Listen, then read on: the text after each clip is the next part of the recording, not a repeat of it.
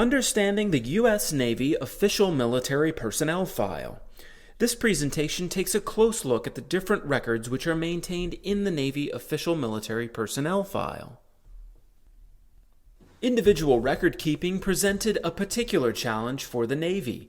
Operating on board ships where space was at a premium and tracking personnel in constant motion all over the globe required an inventive solution.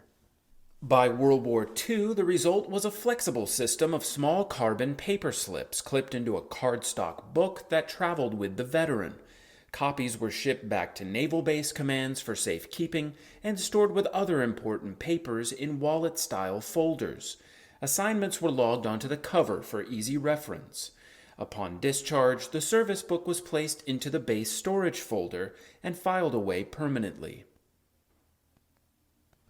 The Naval Official Military Personnel File storage folders are known as bricks for their physical resemblance to that building material.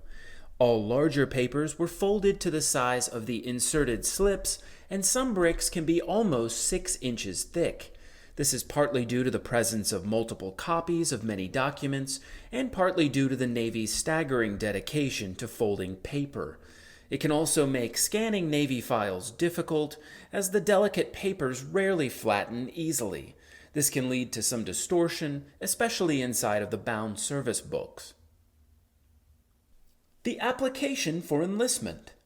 A new recruit filled out an application for enlistment as the first part of the process of joining the Navy.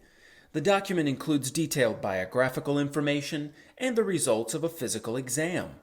Recruits also had to provide proof of age and parental consent if they were a minor. These documents provide a good source of family information and sometimes actual copies of civilian vital records. The shipping articles. If the recruit passed the physical exam and was accepted for enlistment, they signed the shipping articles. This contract was a formal agreement between the Navy and the recruit on the term of enlistment, including an oath of conduct. It also gives the first assignment location for the fresh recruit. Beneficiary slips. A naval recruit selected a beneficiary for their standard life insurance policy upon enlistment. Most frequently, this was a parent, but a spouse or sibling could be named. These single-sheet forms were also filed when a beneficiary changed and sometimes renewed on re-enlistment. They are useful for tracking changes in a family due to marriage, divorce, or death. Photographs. Photographs are found in almost all Navy official military personnel files dated after World War I. Some files from the earlier part of the century also contain them. Identification photos were taken in front of a height chart and contain the service number of the veteran. Most naval identification photos are actually produced from an original negative kept in the brick file folder. Due to the delicate nature of film negatives, only archive staff are allowed to handle them. Those with longer careers can have multiple photos taken at different times. The Service Book. The Service Book is a compilation of the slips issued to a veteran during their career. It consisted of 2 cardstock covers, bound by tape, and later with 2 embedded prongs to hold papers as they were added. Unlike service books from other branches, the World War II-era Naval Service Book was not pre-printed. Instead, it was constructed from a combination of standard forms and slips, which were inserted as needed. The contents of this book form the spine of the Naval Official Military Personnel File. Standard Service Book pages. Certain documents are found in almost every naval service book. Each book begins with enlistment information and a full set of fingerprints for quick reference and identification of the veteran. Transfer slips. Naval personnel receive slips each time they were assigned to a new station, with exact dates of departure and arrival. These slips allow us to track a veteran through time and pinpoint their location. Carbon copies of most of these slips are also found loose in Navy official military personnel files. Rate changes. Enlisted Navy personnel held a rate rather than a rank. Rate promotions were given after certification in special courses, for longevity, or for merit. Demotions were sometimes used as a disciplinary measure. Rate change slips were printed on blue paper to make them easier to find in the service book. Further descriptive information regarding the reason for a rate change is sometimes found on additional slips or among other correspondence in the file. Training and qualification. All recruits and enlisted personnel were required to pass certain basic courses, such as swimming and small arms. Skills tests were conducted periodically, and the results were recorded in the official military personnel file. Specialty courses for specific jobs were offered both during basic training and during active duty.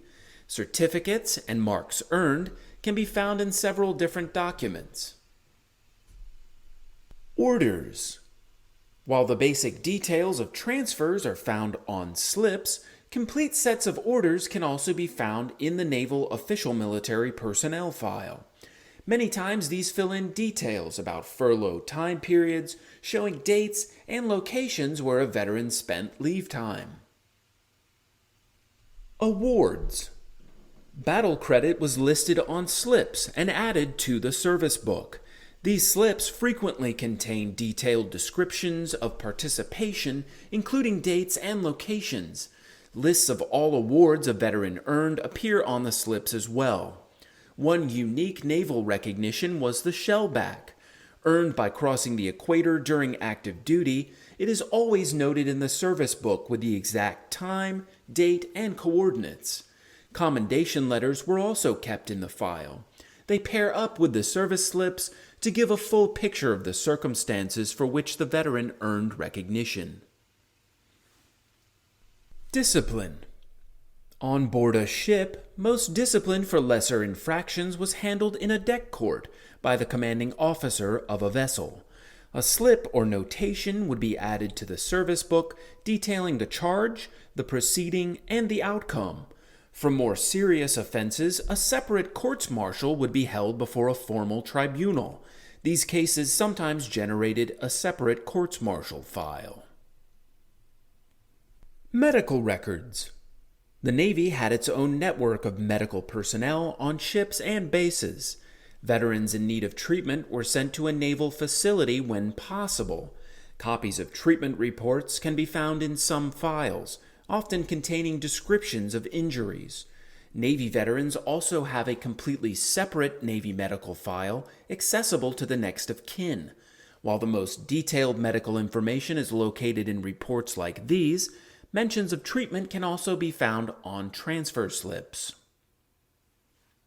Casualties. In military terms, a casualty is an illness, injury, or death. The decks of ships were a particularly dangerous place, even in non-combat situations. When a ship was lost at sea, there were often delays in notifying family members of the status of their loved ones while the Navy sorted out survivors and conducted searches. For the survivors who were given new assignments, claim forms for lost equipment and personal items were completed.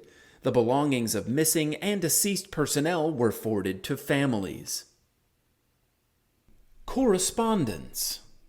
Naval official military personnel files contain a fair amount of correspondence. These materials would have remained with the base file.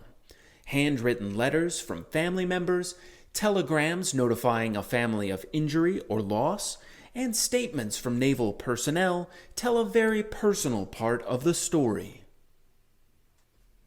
Artifacts.